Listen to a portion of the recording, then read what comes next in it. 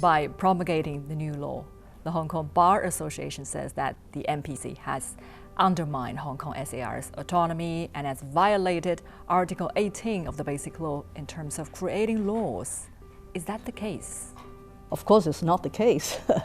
Because, first of all, enacting national security legislation is always the prerogative of the central government, regardless of whether that particular country practices a unitary type of government or federal type of government.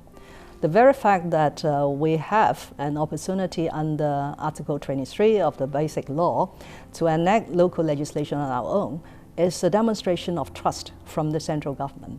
But that doesn't mean that the central government has given up its central powers. So on this occasion, they will use the central authorities' powers through the National People's Congress Standing Committee to enact the legislation. But at the same time, Hong Kong SAR is still required to enact local legislation in accordance with Basic Law 23.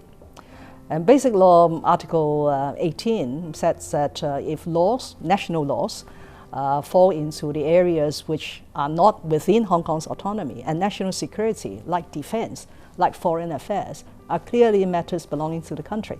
So if national laws are enacted on these subjects and included in the Annex 3 Basic Law, then BL 18 says that they could be applied locally, that is in Hong Kong, either by local legislation or by promulgation.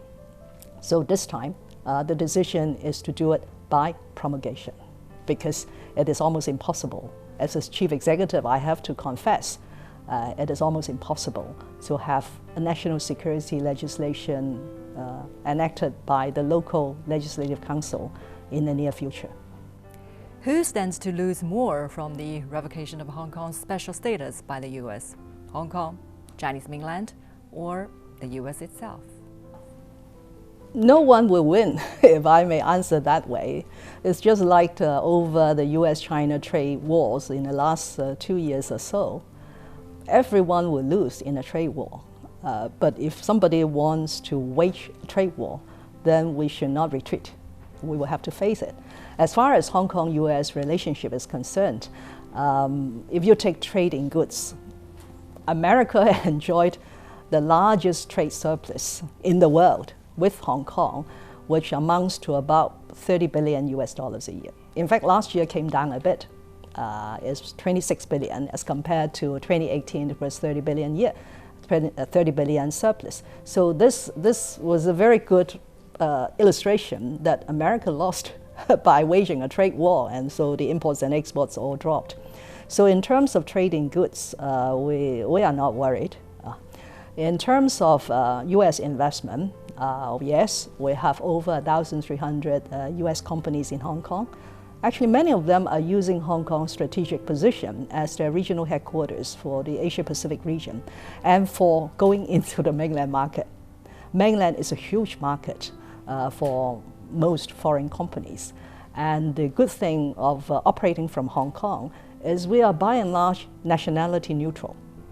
We don't discriminate and we don't favor based on your place of origin.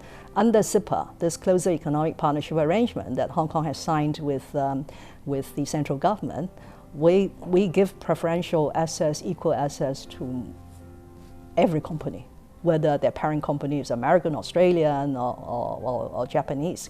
So again, this is something that will benefit the American businesses. And I have demonstrated that perhaps the Americans need to do a calculation on whose interest is bigger in those figures.